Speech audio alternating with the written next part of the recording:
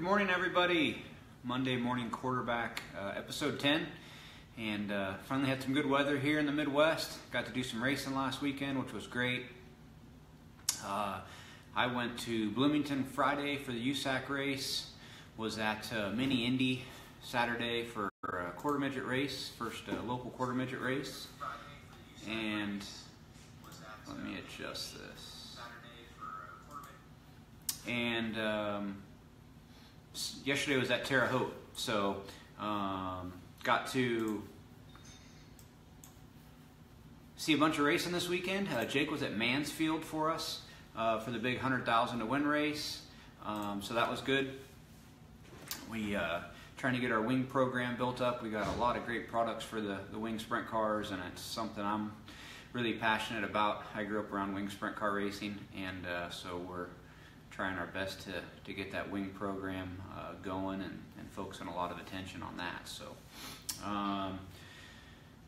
this weekend I'll be at Kokomo on Sunday. Not a whole lot of racing right around here. Might venture out on Saturday, kind of see how things go here at the shop, and we're working hard to get caught up. So I'm in my IndyCar gear today. Just got back from the Speedway. Was down there getting all of our shocks set up and ready for tomorrow. So we're on track 2 to 5, I believe, for a refresher. And then I think first full day of practice with both cars is May 15th. So month of May is right around the corner, and that's an exciting time here in the Indianapolis area. So big weekend is wins. I'm looking over here at my list. Had a lot of people email us, Facebook message us. That's all great. We love hearing how our customers did, good, bad, or indifferent. And if it's good, great. And if it's bad, we're going to do our best to help you and try to get you pointed in the right direction. So Kevin Thomas Jr. won the USAC show at Hobstadt on Saturday, and so that was good. Kind of got him back closer to the point lead there. Justin Grant, last night at the Sumar Classic, we were there for that, helping him tune some new shocks that we built, and kind of our new Silver Crown package, which includes the progressive bump rubber kit on the right rear.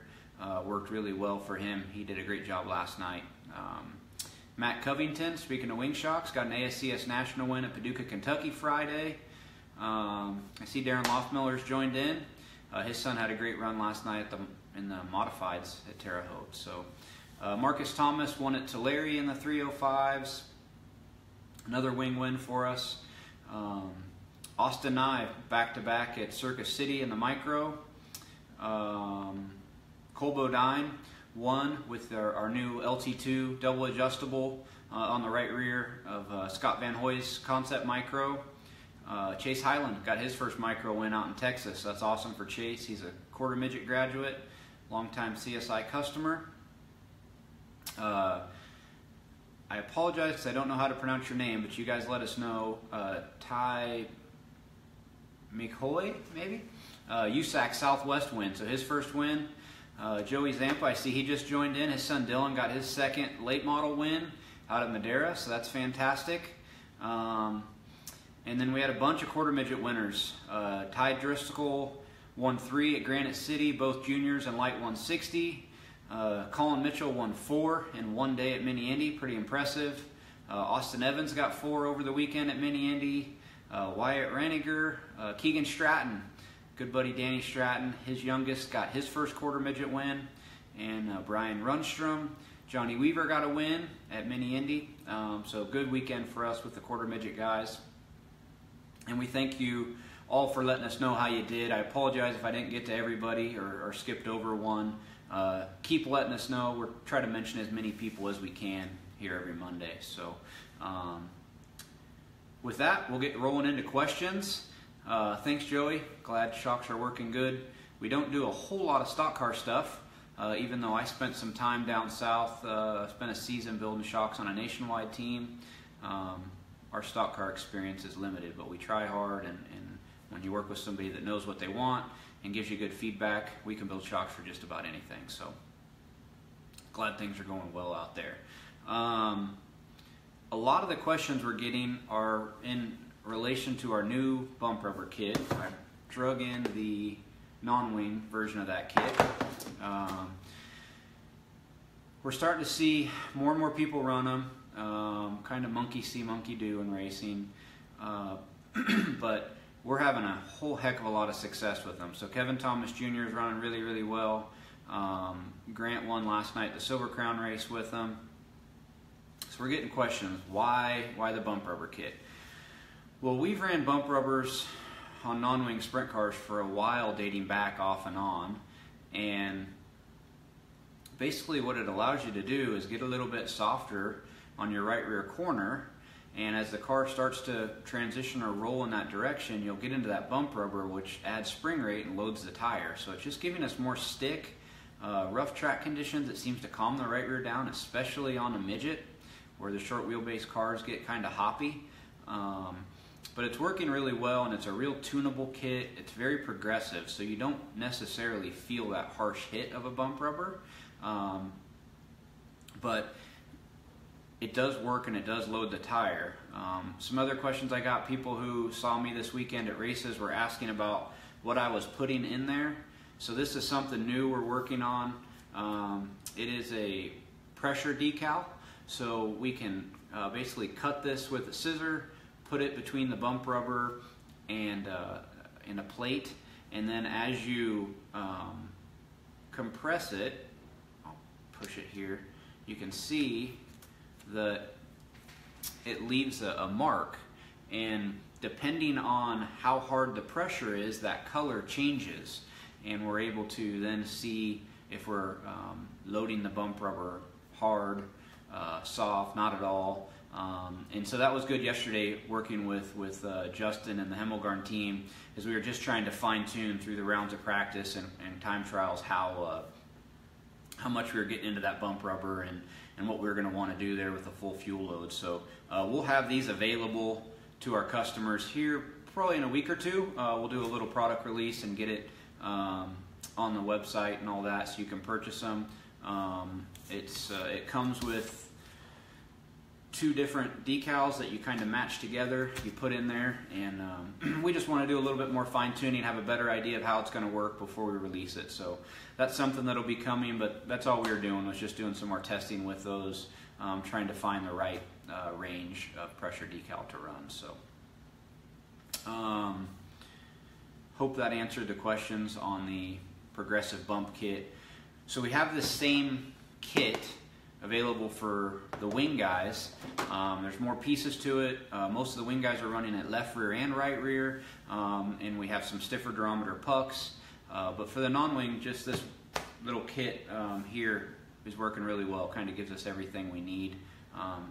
And now that we're getting into the meat of the season and doing a lot of racing, we have updated our instruction sheet, and we got some really good data for you as far as where to start and how to adjust as the night goes on. So another question I got pertaining to that was a customer that wasn't quite sure on when they should adjust shocks, when they should adjust the bump rubber. So they work totally independent. So I would recommend that you're going to adjust your shocks as if you normally would. Track slicking off, follow our tuning guide, adjust your shocks in the same fashion as you would if you had a bump rubber on or not. Now the bump rubber, we're going to tell you what gap you want to run. You just want to make sure you keep an eye on that gap. As the night goes on, you change tires, you add weight to the car, you add fuel for the feature. We want to make sure we keep that gap consistent. Now we might run that gap a little bit tighter in the feature if there's a bunch of fuel, so when the fuel load burns off, we're still getting into that bump rubber. But totally separate as far as tuning. That kit is so soft and progressive, we've just been putting it on the car and not really adjusting torsion bars, shocks, anything from our norm. Now, there is instances where you can go a little bit softer on bar in conjunction with this bump rubber kit and yield good results. But straight out of the gate, as far as getting a baseline, getting a feel for it, put it on. Leave your setup the same, and you'll get a feel for it as a tuner, crew chief, and as a driver and what they feel. So we haven't put it on anybody's car yet that came in and said, wow, that felt weird, or I didn't like that, or there was something odd there. Some guys don't feel it, and some guys feel like, yeah, I can feel when I'm getting into it, and it's really giving me stick and loading that corner. So if you have more questions with that, reach out, give me or Jake a call, and we'd be more than happy to give you some further information on that, whether it's the non-wing right rear kit or the wing kit for micro or sprint car. We have all of that available. So question about wing shocks. What's the best wing shock package we offer? Really depends on what you're doing. So this is something we're working really hard on. We have our new double adjustable, which has won some micro races here recently. We found that to be a good right rear non-wing micro shock because you can independently adjust compression and rebound. But we have that shock, and we originally designed it for wing sprint car racing. So large body twin tube, deflective disc design, using all of our billet pistons that we have designed and used for our gas shocks. So that's a great shock package choice. Or we're starting to see more guys trend towards running our gas shocks on the wing sprint cars again. We're able to get low enough on pressure. We've recently come out with some larger bulbs for more gas volume. We have less gas pressure increase through displacement. And so we're starting to see some guys trend back towards running the gas shocks on the wing cars too. So it's really a preference. But if you have questions on wing shock packages, give me or Jake a call, and we'd love to discuss that further with you and see how we can help out. So we got a fair bit of you tuned in. Feel free to speak up, ask questions. Got a couple questions that were emailed in we'll run through, but if you're joined in and you got a question or a comment, please let us know and we'll get that answered for you this morning. The next question I had was in relation to our new quarter midget shock, the JR3, and that was whether you can convert a JR2 to a JR3. Yes, you can, and the cost for that is about $75 total parts and labor per shock. And what that does is there's a new base valve. We take the Schrader valve out, we plug that off, and it comes with all of our new updated valving packages for the quarter midgets for that $75. So what we were trying to do there was bridge the gap from our through shaft shock to our standard shock, have a little bit more cost-effective shock for guys that run club races and regionally, to have a really, really good shock that they can compete with. I've been running that on James Anderchuk's cars that I take care of at all the national races. We've won national races with them just to prove that even our entry-level shock can be competitive at the national level. I still do believe our through shaft is kind of like the ultimate, but we've done a good job of bridging that gap and making that JR3 standard quarter midget shock really, really competitive. So if you've got the JR1s or the JR2s, we can update those to the JR3, new piston, base valve, and get the Schrader valve out. We put a plug in there, and then you don't have to fool with gas pressure, and you're just tuning on your car. So to answer that question, yes, we do. So anybody that's tuned in, have any questions for us today? Okay, I'm going to ask the last question, so we got a few minutes. If you have a question, go ahead and ask. I'll answer this last question. Bump rubber kits for the quarter midgets on a bank track. We haven't done a lot of testing with this, so we've had some customers who have ran it with success. Personally, I just haven't had a chance to do much testing. The weather's just starting to break here. We plan on getting out to Mini Indy and doing some testing with this and some other things here soon, so I will report back on that. Traditionally, we use that for added grip on the parking lots, the flatter, low grip tracks, and it works very, very well. But we think there might be a net gain there on a bank track too. We just got to hone in on what that package looks like. And so I'll report back once I get to do some more testing. So what's your opinion on running a compression adjustable right rear on a micro sprint? There's certainly a time and a place for it. So we have certain chassis that still run a lot of compression adjustable shocks. And like concept chassis, most all the shocks we build for them are compression adjustable. A lot of the Factor 1 stuff is either compression or double. So it really depends on your car and your track. We run compression adjustables on a lot of our non-wing stuff. So it can work, it just depends. We've started to go to rebound adjustable on a lot of the Jacob's ladder cars, the D1s, Stallards, CS9s, and that seems to work better for that style of car, especially in the summertime when the tracks get really slicked off. However, I still think a compression adjustable can work. If you're not sure, get a double, then you got both.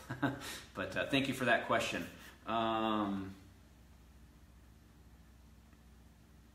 Casey Bishop, changes to help you get across the bumps. Should you increase your left rear bump rubber gap when the track is rough? So some things to help you get through the rough. If you're running a gas shock, adding gas pressure to the right rear allows the shock to react quicker. It's definitely going to help you get in and out of the holes better. So that's the first thing I would point to, is adding gas pressure to your right rear. If you're with the twin tube shock, that's where a compression adjustable would come in handy. Let's get some more compression dampening in that shock to try to get some more control. But if you race at a track that is continually getting rough, a gas shock is what you should have on the right rear. And then the second part of his question was opening up the bump rubber gap on the left rear when it's rough. Yes, that is something you want to do. Reason being, if we can get the car to travel farther down on the left rear to get some more tilt in the car, it's going to get in and out of the holes better. It won't buck over to the right side quite as hard. So open the bump rubber gap up and add some gas pressure to that right rear shock should definitely help you get in and out of the holes. Logan, running your stuff now. Want to tune on them yourself? Best way of getting parts. Just give us a call. We'll kind of walk you through some stuff. We don't recommend working on the shocks unless you have a dyno. So number one, you got to have a good dyno, a Rohrig, a CTW, a Maxwell, something that's going to give you good data, and then we can certainly walk you through it. If you've done some shocks before, our deflective disc stuff is pretty easy to work on, and we can try to help you out with that. So just give us a call here at the shop and we can get you pointed in the right direction, Logan. Kevin, what's your opinion on running a compression adjustable right rear on a micro? I think we already answered that. We had another customer ask that a little bit earlier. Yeah. Logan, you got a dyno? Perfect. Yeah, just give me a call and we can get you going with what you need for that.